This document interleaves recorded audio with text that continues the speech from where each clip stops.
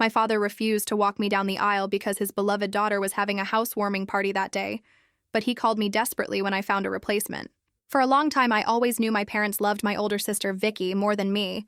She was the planned child, while I was the result of an accidental pregnancy just 10 months later. They probably didn't even want me, but they decided to keep the pregnancy going anyway. My mother's parents had passed away before I was born, but my father's parents were very much alive, so they played a significant role in my upbringing. Grandma and Grandpa were constants in my life, providing the love and support I often felt I lacked from my own parents. I remember so many times when my parents would leave me behind with my grandparents and only take my sister on trips. When I was young, I didn't mind because it was fun living with my grandparents.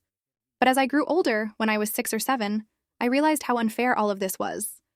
But my problem wasn't just with my parents. It was also with my sister, Vicky. Although I didn't harbor any resentment toward Vicky, I couldn't help but feel like an unwanted addition to the family. She knew this too, and she made me feel like an outsider every day in my own home. She was always competing with me for everything, whether it was grades, our parents' attention, or even the smallest accomplishments. It felt like a constant battle for validation, and I was always on the losing end because my parents preferred her, always. As a result, I felt really inferior, and we never fully understood each other. Our relationship felt more like a perpetual competition, with her always emerging victorious. On one occasion, she wanted to be friends with a group of girls, but because she was a nerd, she was afraid to approach them. One of the girls and I had art classes together, so she introduced me to the rest of the group, and we all hung out together. Vicky was so jealous of this that she got my parents to talk to me about including her. Also, whenever I was with them, I would try to pick a fight, but my mom called me selfish, while my dad said she was my sister and I should take care of her. Reluctantly, I agreed and introduced Vicky to the rest of the girls. Now, Vicky doesn't have many friends, so she can come across as overzealous. So she was constantly trying to impress the girls in our group, often proving annoying. Despite her efforts, she struggled to find her place among them, and the awkward tension between Vicky and the other girls was always palpable. For example, one of the girls was interested in a boy, so Vicky took it upon herself to approach the boy and let him know she liked him. He laughed because he wasn't interested and went and told everyone, which embarrassed the girl. After this, the girls told me clearly that they didn't want me to bring Vicky to our meetings, so I agreed. However, Vicky didn't accept it. She threw a tantrum when she found out the girls didn't want anything to do with her, and insisted to our parents that I shouldn't spend time with these mean girls either, since I was her sister and I should stand up for her. I refused and told her it was her fault they didn't want to be her friend. But my parents has always supported her. They gave me a lecture about how Vicky didn't have any bad intentions, that I should try to convince the girls to forgive Vicky, but if they didn't, then I should stay away from them too. I refused and stood my ground. I liked hanging out with them, and unlike Vicky, I wasn't going to jeopardize our friendship in any way. I told my parents I'd had enough and that it wasn't my responsibility to find friends for Vicky. My parents got angry and turned their backs on me for weeks, but I'm glad I stood my ground. This group of girls has remained my friends to this day, and they're basically like my sisters. I've cried with them, laughed with them, and shared some of the most meaningful moments of my life. That wasn't the only reason Vicky came to hate me. There was also another incident with a boy she had a crush on.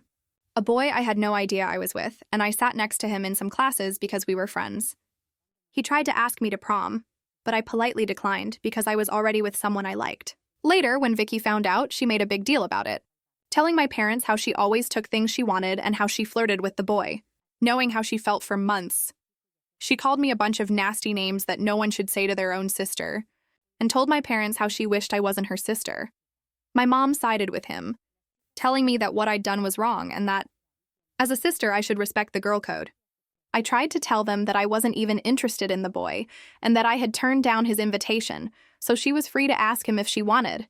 But Vicky refused to let it go. Looking back, I think she knew the boy would have turned her down anyway, so she just wanted to get even with me for inviting me instead of her. Once, my dad took me out for ice cream, telling me he wanted to spend some father-daughter time with me. This had never happened before, so I was really happy. However, she started asking me a bunch of questions, like if my boyfriend and I were being careful, if my boyfriend came from a good family, or if my boyfriend and I used drugs. I was shocked by her line of questioning and asked her what she meant by all of that. That's when my dad revealed that Vicky had been making up stories, telling my parents for months that I was using drugs and drinking alcohol with my boyfriend. This was a complete lie, and I showed my dad my phone to verify that Vicky was lying. Later, when my dad confronted her about all the lies, She tried to justify that no one our age just spends time with a boy and that I washing things from everyone. I was so angry that I yelled at her for trying to create an unnecessary problem and told her it wasn't my fault she didn't have anyone to date. But that she needed to stop interfering in my life, Vicky didn't accept it and hit me. This happened out of nowhere, as she had never been physically violent before. My nose started bleeding as I fell to the ground, clutching my face in pain. My parents rushed me to the hospital, begging me the whole time not to file a complaint against Vicky. They talked about how I would ruin her life, while I sat in the back seat, clutching my face. Vicky didn't even care, didn't even apologize. Later, when the nurse questioned me about the incident, I told her the truth, and she called Child Protective Services. My parents were furious with me for involving Child Protective Services, seeing it as a betrayal of family loyalty. In their eyes, Vicky's actions were dismissed as a mere accident and an isolated incident that didn't warrant such drastic intervention. They pleaded with the authorities, insisting that Vicky wasn't a danger to me and that her actions were out of character. Ultimately, Vicky was released, but they warned my parents that they would be closely monitoring our situation in case any further accidents occurred. As you can imagine, Vicky was really upset, as were my parents. Later, my parents told me they were disappointed in me for trying to ruin my sister's life. My mother began to cry and told me how I was tearing the family apart by involving outsiders. My father's disappointment was palpable. He always had words laced with reproach as he questioned my decision to escalate the situation. I firmly told him I wanted Vicky out of my life, and they agreed. I felt guilty for involving the authorities, but for the first time, I felt safe in my own home. Once Vicky had been formally warned, my parents had a separate conversation with her, and from that day on, she stopped speaking to me completely. I much prefer this to having her constantly hovering around me or trying to insert herself into my life. When my grandparents found out about this incident, they asked me to pack my things so I could live with them for the rest of high school. They informed my parents, who didn't protest much, so I went to live with my grandparents. Unlike at my parents' home, I felt safe and loved here. The remaining days of high school went well, and I made lasting memories with my friends. My parents never visited or called me during that time. I knew they were happy with their beloved daughter, so I never tried to contact them, even though it hurt me that they could so easily dismiss me as nothing. When I graduated from high school, my parents made a big deal about Vicky. They didn't even congratulate me or reach out to me, and I felt like I was a stranger to them. However, my grandparents were there and scolded my parents for being so obvious about their favoritism. I don't know what my grandfather said to them, but my dad then awkwardly approached me and congratulated me. Later, I found out I was accepted to a good college with a full scholarship. I was very happy about this because I was afraid to ask my parents for financial help. I told my grandparents about it, and they invited me out to dinner at a nice restaurant. After dinner, my grandmother posted photos of me on her Facebook account, writing a long caption about how proud she was of me for being an exceptional student. Our relatives soon found out and joined in the congratulations. I suppose some of them might have contacted my parents, who had no idea about all this. Instead of feeling happy about it, my mother called me the next day to tell me that Vicky had locked herself in her room, crying because she hadn't been accepted to any college, and that I was consciously trying to make my sister feel bad about her grades by talking to all our relatives. She told me this was all my fault because she was apparently depressed after the incident with Child Protective Services, and I had pushed her to get bad grades. I was so incredibly devastated that my own mother could blame me for something like that. That was the last time I spoke to her. My grandparents helped me move into my dorm. Because my high school boyfriend's college was far away from me, we had broken up, so I entered college single. The breakup had been difficult, but I was excited to meet new people. This is where I met Rob, and he and I were both freshmen, and we both spent half our days in the library. Rob was unlike anyone I'd ever met before. He's a quiet person and liked to study, which was similar to me, and we quickly found common ground in our shared love of college. As the weeks turned into months, our friendship blossomed into something deeper, and I realized I had developed feelings for Rob that went beyond just friendship. Being an extrovert, I was pretty direct about my feelings for Rob, and I was surprised to learn he felt the same. We started dating and have been together for 8 years. My grandparents have met Rob and simply adore him. I've met Rob's parents, who literally treat me like their own daughter. On occasion, Rob's mom has even confessed how she's always wanted a daughter, so she's happy that Rob has met a wonderful person like me. To be honest, this is the first time I've been surrounded by family members who appreciate me and don't hold grudges. I've told Rob stories from my childhood, and he listens and knows what my relationship with Vicky is like. Over the past 8 years, my parents have barely contacted me, except to send me an occasional birthday message if they remembered. but that's about it. Recently, Rob and I got engaged. He proposed to me while we were hiking to our usual sunrise spot, and it was the dream proposal. It was so sweet to see how nervous he was to pop the question, and I had no doubts when I accepted. I posted photos of my engagement on Instagram and also informed my grandparents about it. They were so happy for me and congratulated us on our future. I guess the news must have spread because my parents called me out of the blue to congratulate me too. I thought it was just a casual conversation since we hadn't spoken for years. They asked me about my life, my job, my apartment, before my dad asked me directly if he could walk me down the aisle. I was surprised by his sudden question since moments before I had no idea what company I worked for. I told him I hadn't even thought about it yet, and my dad told me it would be embarrassing if I didn't invite him and that others would question us about it, so it would be better if he walked me down the aisle. I told my parents that I didn't even know if I was going to invite them to my wedding since we hadn't been in touch, but this upset my parents. My mother began to tell me how disappointed she was with my response, emphasizing the importance of family and tradition. She went on to tell me how it would always be with my parents no matter what, and that I should let go of the past. Ikaw.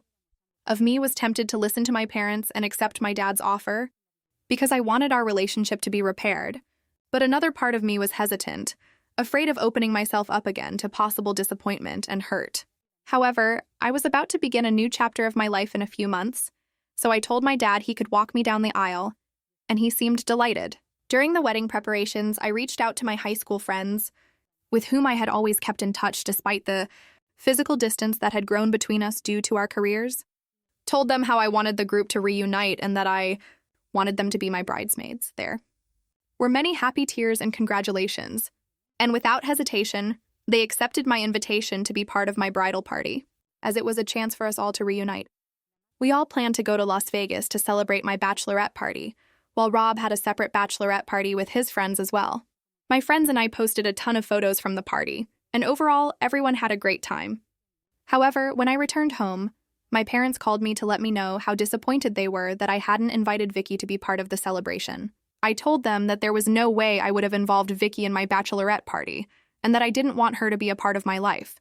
This shocked my parents, and they asked what I meant, so I clarified that Vicky's actions, particularly her history of lying and gossiping, had left me deeply hurt and distrustful of her intentions. I couldn't imagine inviting her to such an intimate and joyful occasion as my bridal shower, knowing that her presence would make my party less joyful.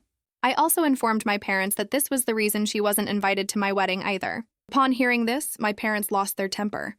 They complained that I had no right to exclude my sister from my wedding, and that it was my duty as her sister to include her in such important events. They told me that Vicky was excited to meet me after learning I was getting married.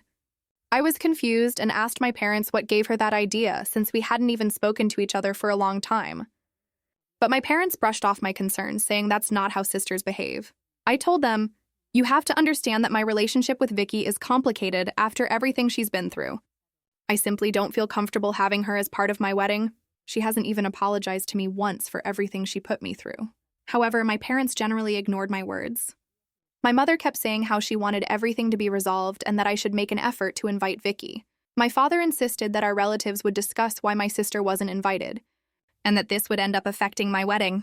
However, I knew better than to give in to their demands, so I didn't give in to them. I told them it was okay for people to talk behind my back and question my character, as long as I was surrounded by people I liked and trusted during my wedding. My mother then asked if my fiancé would be okay with this, and she also tried to use the in-law card, as they would judge me for being so incredibly cruel as to exclude my own sister from my wedding. I laughed it off and informed my parents that my fiancé and in-laws knew my family dynamics, and none of them would care whether Vicky was present or not. They pressured me to reconsider, suggesting the importance of family unity and forgiveness. But I didn't budge an inch, unwilling to compromise my own well-being for the sake of appeasing others. In the end, we agreed to disagree, each of us holding to our own perspectives, and my parents told me they needed to think things through, and we ended our conversation there. I informed my grandparents about this because I felt a little guilty about standing up to my parents, and they were completely supportive. My grandparents told me I shouldn't force myself to invite anyone I didn't want there, and that my parents, as usual, were trying to make me feel guilty. Since this conversation, I've felt a little better about my decision and have been distracting myself with wedding preparations. Since my wedding is fast approaching, last week my dad called to inform me that he had thought long and hard and that he and Mom would no longer be attending the wedding. Before I could react, he went on to say that this also meant he wouldn't be walking me down the aisle. I asked if there was a specific reason, and he informed me that Vicky would be moving to a new place soon, which my parents had helped her find. And since I was going to exclude her from the wedding, she had decided to throw a housewarming party that same day, so they would be attending that instead of my wedding. I couldn't believe what my father was telling me. He wasn't even being invited in the first place, let alone walking me down the aisle, but he was considering telling me that he was the one who had decided not to. However, the idea that my own sister's housewarming party took priority over my wedding was a crushing blow, a continuation of what I had felt for years. I simply told him I understood and hung up. Although I tried to act brave in front of my father, deep down the pain of rejection got to me. When I told Rob, I was furious at how insensitive my parents could be after they were the ones who insisted on being invited. He was the one who gave me the idea that I should ask my grandpa, since he and Grandma were basically there in my life more than my parents. I agreed. So I called my grandparents and asked if they would be willing to walk me down the aisle at my wedding. I couldn't contain myself as I asked my grandpa. "You and Grandpa have always been there for me," I said, my voice choked with emotion. "You've been more than just grandparents to me. You've been like parents, and I can't imagine anyone else I'd want by my side on my wedding day." My grandfather didn't even hesitate before saying yes. He told me how honored he would be to walk me down the aisle, and unlike my parents, he wouldn't let me down. His words reassured me, and in that moment I felt a profound sense of peace.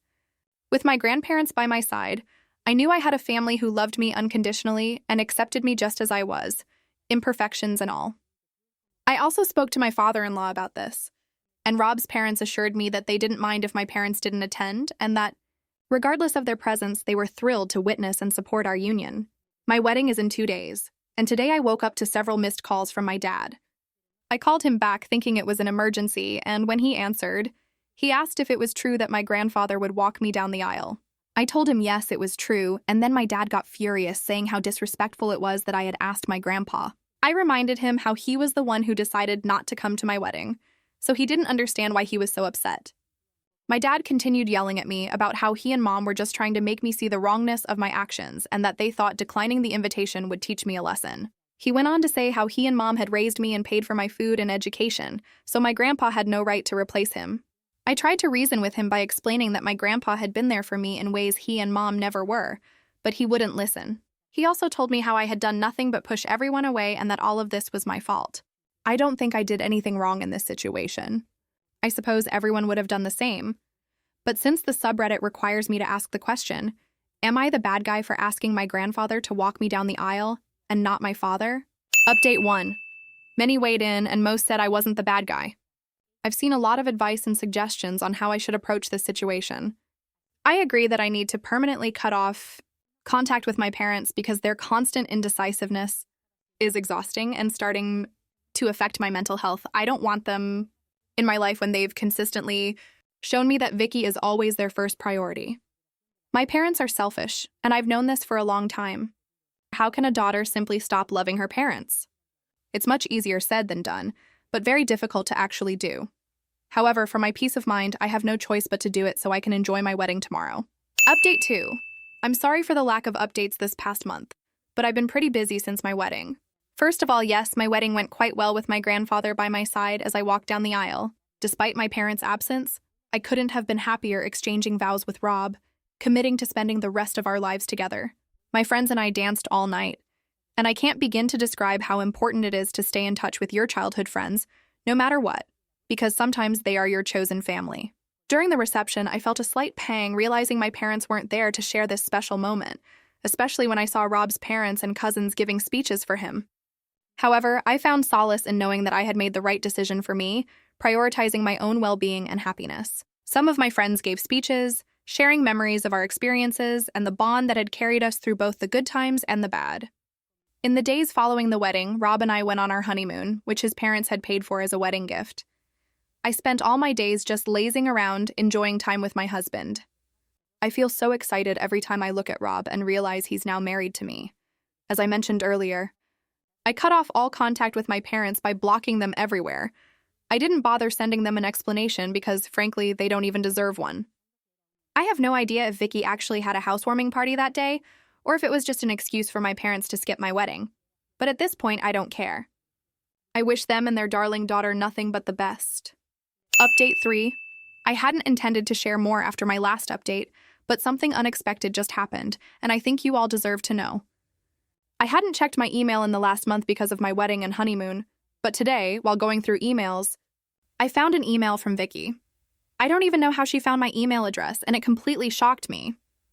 I hesitated over whether to open her email or just delete it without reading it, but as the saying goes, curiosity killed the cat. Inside was a lengthy message from Vicky expressing her regret for our strained relationship and her desire to reconcile. She acknowledged the mistakes she had made in the past, admitting that she had been selfish and immature. Vicky apologized for the pain she had caused me over the years and expressed a genuine desire to make amends. She went on to write how happy she is for me now that I am married and that she wishes me nothing but the best. She ended the email by pleading with me not to punish my parents by cutting them off, and that they missed me. Reading her words, I felt a mix of emotions: surprise, skepticism. Part of me wants to believe that Vicky has truly changed, that she is sincere in her apology and is willing to work to repair our relationship. But another part of me remains doubtful because this seems too good to be true. However, regardless of what she wrote, I know for sure that my parents don't miss me because if they did, they wouldn't have treated me this way all these years. I thought about sending her a reply but then decided against it. After all, forgiveness isn't something to be rushed. It's a process that requires time and reflection. Still, I don't know if I want to be in a relationship with her again. I could forgive her, but that doesn't mean we'll finally be sisters. To be honest, after my marriage, I no longer feel alone. I've learned to recognize that I have my loving husband by my side, supportive friends, and the unwavering love of my grandparents. And with their support, I know I can face any challenge that comes my way without needing Vicky or my parents in my life. I've also done my research and found a good therapist with whom I've booked my first appointment. I've taken this step so I can address and resolve any wounds from my past and heal from them. Update 4, I think I was right not to reply to the email I mentioned in the last update because now everything is coming to light. It turns out Vicky didn't write anything, and that it was my parents using her account. That's why I was so insistent that I forgive my parents, because they were the ones who had written. I know this because I ran into Vicky by chance one day, and when I said hello, she looked at me with her usual disgusted face. I told her about the email, since I thought my lack of response was the problem, and she told me she hadn't sent me anything. She took out her phone and found the email in her outgoing inbox, but she swore she hadn't written anything. At that moment, we both realized who wrote that, since Vicky's session was probably still open on some computer in the house. I also asked her about her housewarming party, and she told me it hadn't happened. So, as I suspected, it was all a lie from my parents. Then we went our separate ways, and that was that. Honestly, I don't know who was worse in my life, my sister or my parents, because at this point, my parents' situation is already too twisted. At least now everyone will know, because I posted on my Instagram with the links to my Reddit, so all my family and close friends are reading this story.